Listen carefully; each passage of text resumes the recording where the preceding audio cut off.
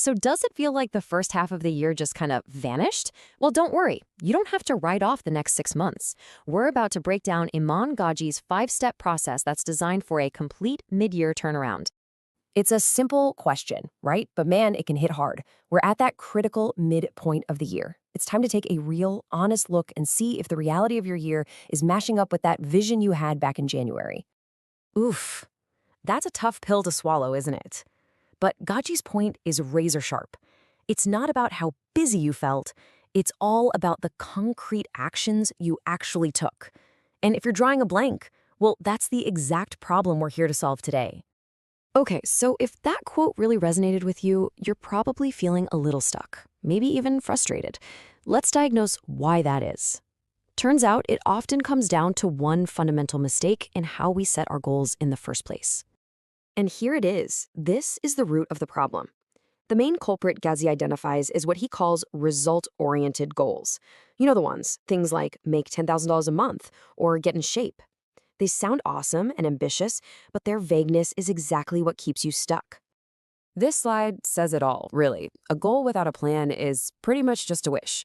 You end up judging your progress on vague feelings instead of actual hard data, and that leads to that soul-crushing cycle of working your tail off but feeling like you're getting nowhere. All right, so if the type of goal is the problem, then the solution has to be a radical shift in how we think. We're going to move from just wishing for a result to focusing completely on the process, on the doing. This, right here, is the core idea.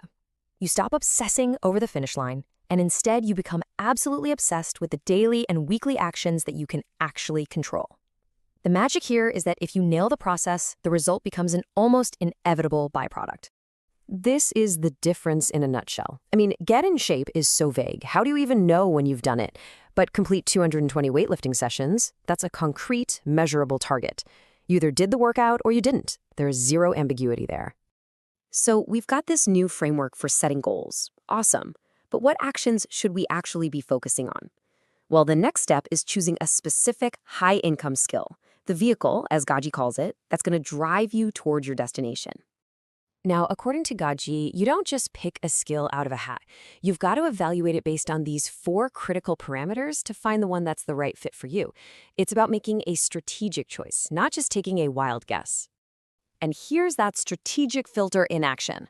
You're looking for that sweet spot. So, for example, while coding has a very high perceived value, it's also hard to learn. The point here isn't to find the best skill on paper, but the best one to get you earning quickly. Something with high value, a low barrier to entry, and a fast learning curve.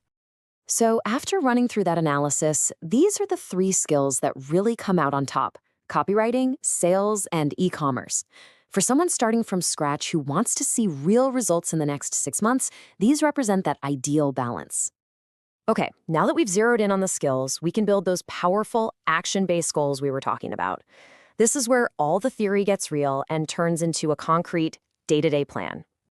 If copywriting is your pick, success isn't defined by landing one huge client. Nope. It's defined by the sheer volume of your practice. And the method is simple. You write sample copy for brands you already like, which acts as both your training and your outreach. And here is that action-based target, 1,000 pieces of copy. That works out to about 5 a day. Now, I know it sounds a little intimidating, but it's specific, it's measurable, and it's totally within your control. Just think about it. After 1,000 strategic attempts, your odds of landing clients become almost a statistical certainty. Now, let's look at sales. The focus here is on a really simple but super effective tactic. You message people who have abandoned their online shopping carts. You're not cold calling strangers. You're helping warm leads get across the finish line. And the target for this one is 10,000 messages. Again, sounds massive, right? But it's just over 50 messages a day, something a lot of us already do for fun on social media. This just turns a daily habit into an activity that actually generates revenue. And finally, for e-commerce, the strategy is all about speed and volume, what Gaji calls content velocity. You're not trying to create an original masterpiece every single day. Instead, you're finding and reposting videos of products that have already proven to be viral. You're just leveraging what already works. The action goal here is a staggering 3,600 videos. That's about 20 per day. You're playing a numbers game. With that much volume, you're practically guaranteed to have at least a few of those videos go viral, driving serious traffic and, actual sales to your store. So let's recap. You've chosen your skill, you have a clear numerical target to hit, but just having a goal isn't enough. The final, and you could argue the most important step, is creating a detailed plan to actually hit that number. This is the part where most people drop the ball. So, Godzi basically lays out two ways to do this. You can go the DIY route, piecing together a plan from free stuff on YouTube and blogs. It's a totally valid option, but it definitely has a higher risk of error. The other way is to follow a pre-built, expert plan that's already structured for success, but that usually involves some kind of investment. And that really brings us to the end of it. You have the diagnosis for why you felt stuck, you've got the mindset shift, you have the skills to choose from, and you have the exact numbers you need to hit. The entire framework is laid out for you. So the only question left is, what action are you going to take today?